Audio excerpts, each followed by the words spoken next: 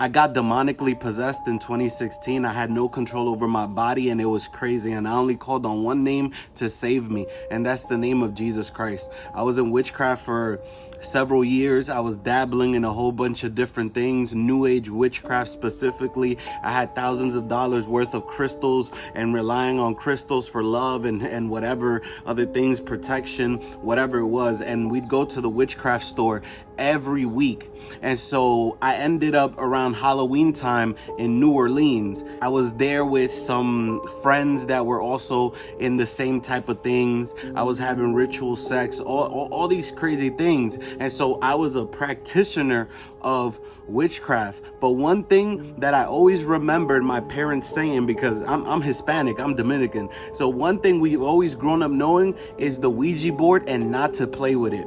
And one day we're at the store. I had 7 spirit guides and they all spoke to me and they said, buy a Ouija board. I said, nah. I can't do that. I folded. They told me they'll protect me. They told me as long as I follow the rules, as long as I study what to do and what not to do, they'll be there with me and they'll protect me. They lied, and they were not spirit guides. They were demons. I know until the end of this story. But I bought the board regardless, and I bought it with the friend that I was with.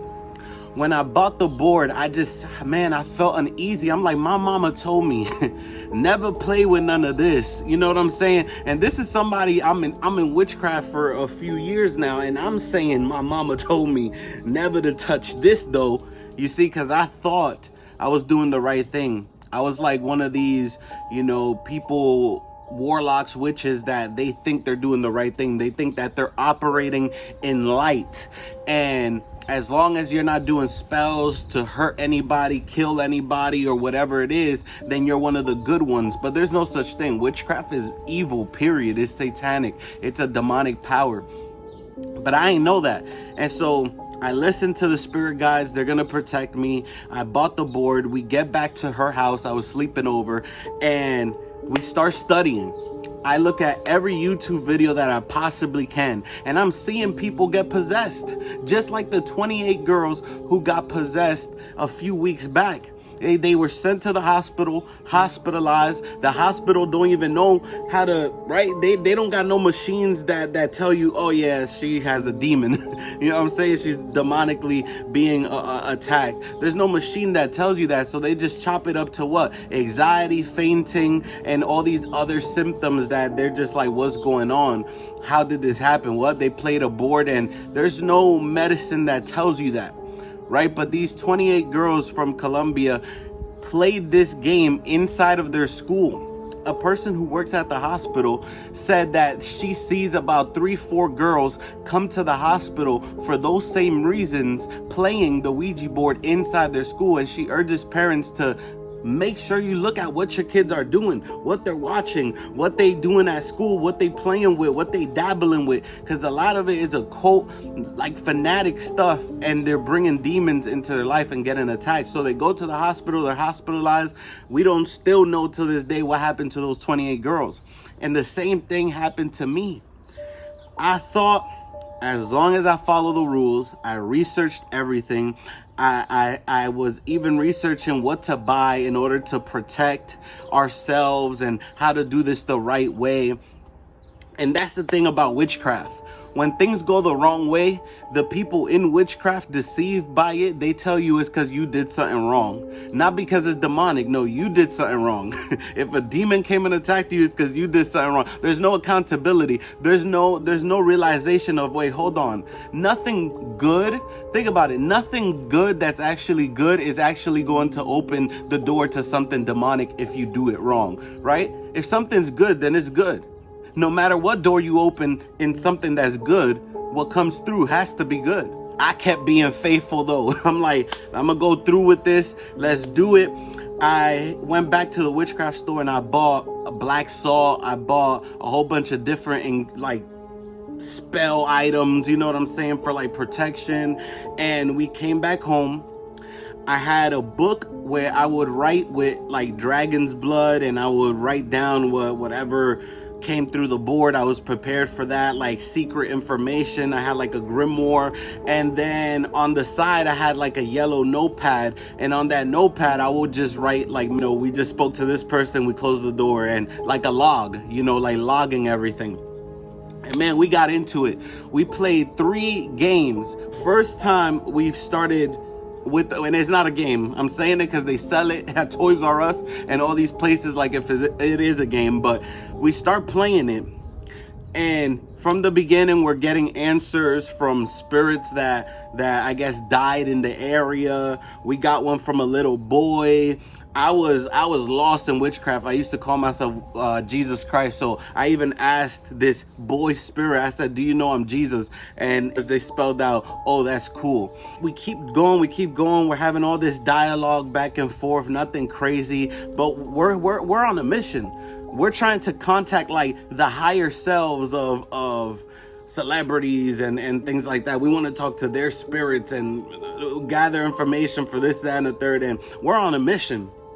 So we have that moment. That's done out the window, right? Again, we got the board all set up. I got crystals of protection on the board. I got a salt circle, black salt circle around it. I got the rules set up, right? We got everything. We're closing the doors when we open them. All conversations that we don't want to have, we're closing them. We know know when a demon comes through, and we know the questions to ask to see if it's a demon or if it's a good spirit. And we're like doing it, man. We're bro, the rules, we're not breaking them. I'm not breaking them, at least until the second game goes a little crazy.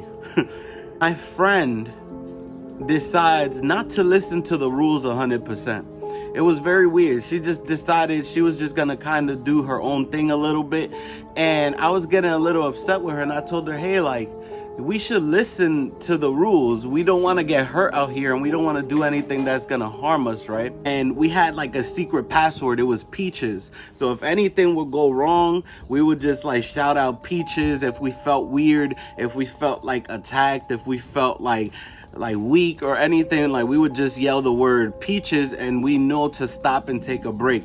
Well, by the end of the second game, I actually told my friend, hey, listen, if we're gonna do this again, like, you need to be serious. I don't feel like you taking it as serious, and like this is a dangerous thing. Her eyes went pitch black. I'm telling y'all, her eyes went pitch black. And she goes, her voice changes and everything, her demeanor, posture changes, and she goes, I don't know who you talking to like that. Bro, I stood up. I walked to the bathroom, and as I closed the room door, she didn't break eye contact with me the whole entire time. And I stared at her the whole entire time. Her eyes went kind of back to normal, but I knew like something was still, you know what I'm saying? And I closed the door like this, and we're just looking at each other like this, just still looking at each other, I close the door. I go in the bathroom. I start to pray. I ain't know God at this time, but I thought I was like best friends with like Jesus, and it was a whole weird thing. Not real Jesus, but a new age one. And I'm like, God, if you want us to do this, whatever, like, you know, you got to bring things under control. Like, it's crazy what just happened. You know, like I spoke to my spirit guides. I'm like, listen, like, y'all want me to do this again? They're like, yeah, do it again. Like, it's fine. We got you. Don't worry, all that. So I went back and we did it again. We ended up getting the information that we felt like we needed, and we closed everything up. That night, we woke up to thick fog. We were sharing a bed. She's right next to me. I couldn't see her at all. I don't know what happened, but it seems like we left a little ember on the sage that we used to burn. Like, I guess we didn't turn it all the way off, but it relit itself, and the room was dense smoke. I mean, the thickest smoke. Again, she's right next to me. I could not see her when I looked over, literally right 2 inches from me. I saw in the smoke like something black was like something was dancing through the smoke. And I was like, I felt very uneasy. I felt weird. We took care of the smoke. We ended up going back to sleep.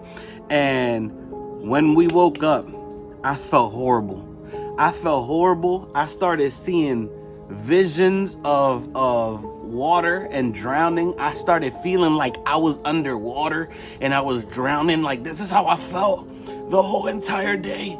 And I felt sick. I felt like I was drowning in an ocean. And I felt like something bad was going to happen to me. And I just didn't know. I couldn't shake the feeling. I couldn't eat food. I was like, I tried to eat food. I would immediately feel like throwing up. I couldn't keep nothing down. I couldn't really even drink water. And I said, hey, like, let's drive downtown. Let me see if I need some like fresh air. Let's go downtown. Let me get some fresh air. And I heard my spirit guides tell me, bring the notepad, bring these crystals, this one, bring this and that. And I decided this time to disobey them and not listen to them. Went in the car and we go downtown. I take a walk. I drink some water. I get back in the car and I still feel horrible. I'm telling my friend, listen, I feel like something is gonna happen. I feel like something horrible is just gonna pop off. I don't understand what's going on. I start saying, I don't know, Jesus, is this really you? Is it God? Is this really you? I start questioning where I'm at in life, right? I start questioning, is these like things I'm listening to like actual good things or not? And I'm just like questioning. I'm just like, please, like whatever message or whatever you're trying to do, can you do it in a different way? Because I don't feel good right now whatsoever. Man, she's driving no less than like 5 minutes and I'm just talking out loud, telling her I don't feel good. I'm starting to like tear up. I don't know what happened, but I blinked, and the moment I opened my eyes, I had a notebook in my hand. I had everything that I decided not to bring because the spirit guides told her to bring it because I disobeyed. So she brought everything they told me to bring and I decided not to bring it. She brought it. My body is not in my control. Something else is literally taking over my body. I don't know what's going on. All I could do is hear. I could talk. I'm aware of what's going on, but I had no control over my body. I start screaming, this is not me. This is not me. This is not. I start screaming at the top of my lungs. I'm screaming in the car and my body is just writing scribbles and going just crazy, writing scribbles and writing stuff and weird symbols on the notepad. And bruh, I didn't know who else to scream to, but the only name that I felt could help me was the name of Jesus. And I screamed and I said, Jesus, please help. And when I said that, I screamed for Jesus, I got tears, rivers falling out of my eyes, asking for help. I saw a hand, like, I'm awake, bro. I saw a hand, a vision, whatever you want to call it. I saw a hand come inside of me and remove that dark entity. And it squeezed in his hands and the entity like exploded in his hands and I was let go. I was free. I told her to park the car and I broke down crying. I said, what is this? What have I done? What am I doing? What is this? And it felt like a light turned on in my head. Like it just went snap and a light turned on and I just knew everything I was doing was evil. Everything I was doing was wrong. I couldn't believe it. Man, it took going to finally every witchcraft store that I tried to give back this board to wouldn't accept it. They're like, no, we don't accept returns, whatever, we don't do. And finally there was one witch that decided to take it and man, it was a whole crazy story. But that's the event that literally snapped me back into reality, showed me that I was in deception, and it left me traumatized for a while until 2017. I decided to go back to church and I gave my life to Christ, and I couldn't believe everything that I was doing. I couldn't believe that I was actually, I didn't even call myself a witch. I called myself spiritual. I thought I was just spiritual, and I thought I found the truth to life. And man, all of that had to happen to me just by playing with a Ouija board. So I suggest you guys stay away from that, whatever you do. My full testimony is actually linked in the bio. If you want to see it, it's on my YouTube channel. You can watch the whole thing, how I got to that point, and what happened afterwards. God bless y'all. Like, share, subscribe, leave a comment, and y'all have a good day.